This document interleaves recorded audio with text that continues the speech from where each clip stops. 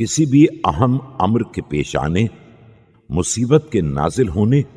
اور رنج و غم و اندوہ کے موقع پر حضرت امام زین العابدین علیہ السلام کی دعا۔ شروع نام سے اللہ کے جو بڑا مہربان نہایت رحم کرنے والا ہے۔ اے وہ جس کے ذریعے ناگوار حالات کے عقدے کھل جاتے ہیں، اور اے وہ جس کے سبب سے سختیوں کی باڑھ کند ہو جاتی ہے، اور اے وہ جس سے وسعت و اطمینان کی طرف جانے کا راستہ مانگا جاتا ہے۔ تیری قدرت کے سامنے سختیاں نرم ہو گئیں اور تیرے ہی لطف سے اسباب فراہم ہو گئے اور تیری ہی قوت سے فیصلے نافذ ہو گئے اور تیرے ہی ارادے سے تمام چیزیں چل رہی ہیں کہ وہ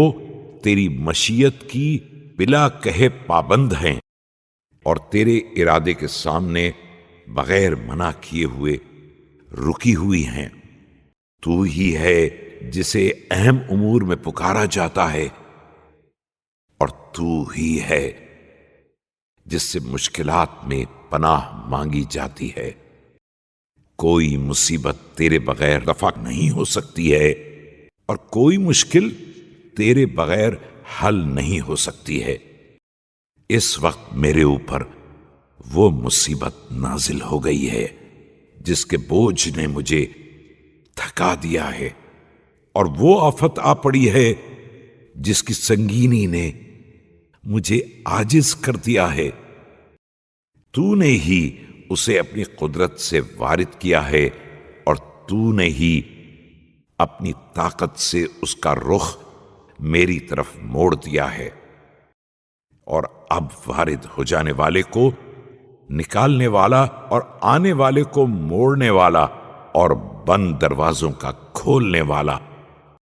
اور کھلے راستوں کا بند کرنے والا اور مشکلات کا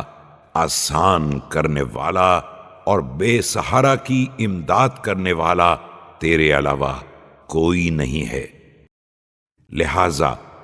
محمد و آل محمد پر رحمت نازل فرما اور میرے لیے اپنے کرم سے سکون کا دروازہ کھول دے، اور میری خاطر اپنی قوت سے رنج و غم کا زور توڑ دے۔ میں نے جس بات کی فریاد کی ہے اس کے لیے اپنی بہترین نظر عنایت فرما دے، اور جس چیز کا سوال کیا ہے اس میں بہترین سلوک فرما اور مجھے اپنی طرف سے رحمت اور خوشگوار سکون عطا فرما، اور مشکلات سے نکلنے کا فوری راستہ بتا دے۔ مجھے مشکلات کی فکر میں